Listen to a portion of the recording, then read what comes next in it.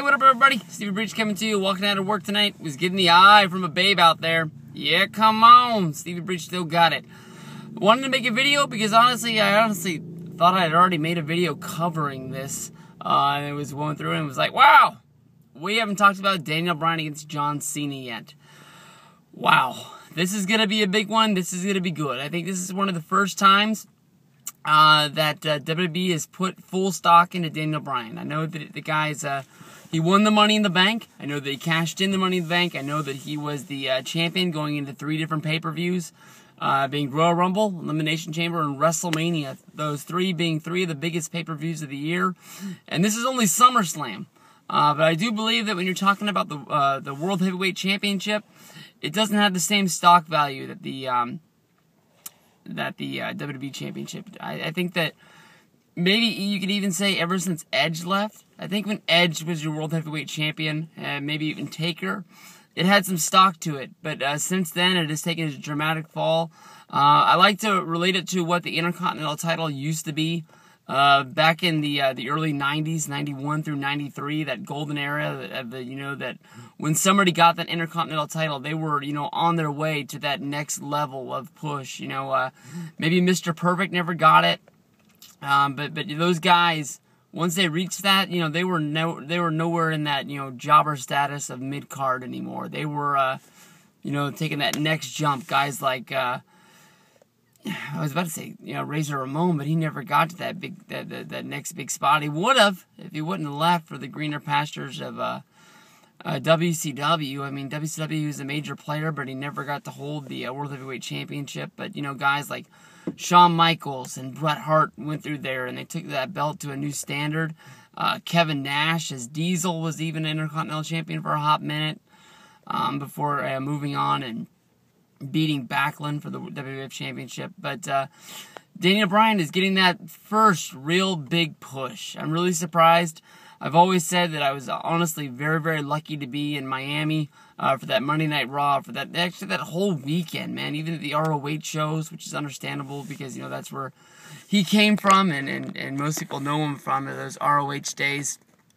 The chant for Yes there was huge, and in that small little, I guess it was an auditorium is what it was where they held those shows in Miami. It was bouncing off the walls, and it was crazy. WrestleMania, you could hear those Yes chants and he was coming down, but man, those people were bummed big time after he lost. I think that if there was a really, really dead match somewhere on that card, I know that the Divas match was earlier on, but if they would have put that later on in the show somewhere, I'm sure the fans would have brought out the Yes chants at WrestleMania 28 just so they could,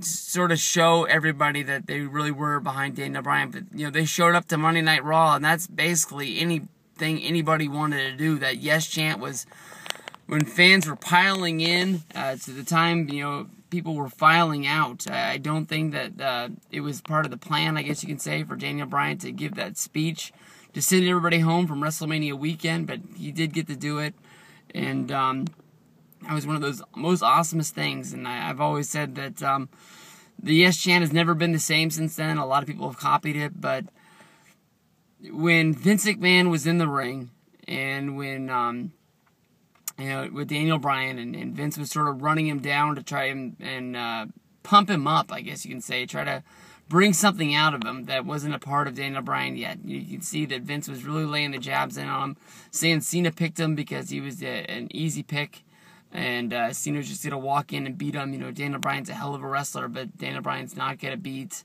checking out some booty, Daniel Bryan's not going to beat John Cena is basically what he was saying at that part. I don't know. I mean, I know in my heart that I'm going to see something special at SummerSlam. I know that Daniel Bryan is going to beat John Cena. I just don't know how it's going to happen. When you look at them, they're 2 different dudes. Cena's a real big, huge, muscly guy, and when Daniel Bryan stands up to him, it seems like, he's a foot shorter at the least. It just seems like Cena towers over him. And he doesn't really seem like he has, that But Daniel Bryan's always been one guy who's got a real, whole bunch of special stuff behind him. And I really believe in him. I think it's going to happen. What I also think is going to happen is that he's going to lose that belt. I know that it's the thing. Every time there's a pay-per-view. Every time somebody has a Money in the briefcase. Money in the Bank briefcase. Every time somebody has one of those, in every pay-per-view prediction, somebody says this is the one that's going to be the one. I've been guilty of it. You've been guilty of it. Everybody has. Everybody wants to see it. Nobody wants anybody to sit there and hold on it. Randy Orton is a guy that hasn't held the title, I believe, in 2 years. Since he lost it to Mark Henry at Night of Champions. Or I can't even remember what pay-per-view it was. It was a long damn time ago. 2011, that was an awesome night. Maybe it was Vengeance. No, Vengeance was the night the ring collapsed.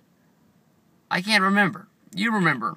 Trivia time. Put it down in the comments. First person wins a thank you from me. But, you know, Randy Orton is a guy that is thirsty. He wants that title.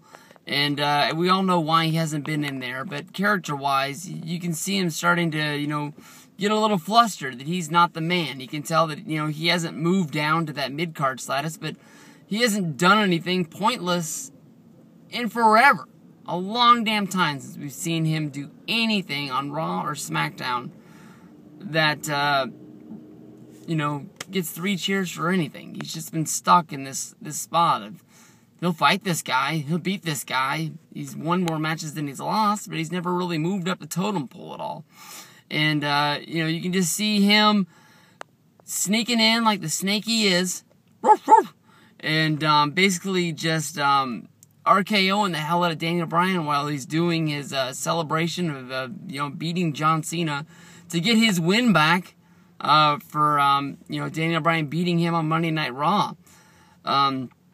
It's going to be a whole hell of a, you know, a lot of emotions rolled up in that, you know, being, you know, just overcome with Daniel Bryan winning his first title and then losing it so fast. I don't know where Big Show stands right now. I know he's not really in the picture.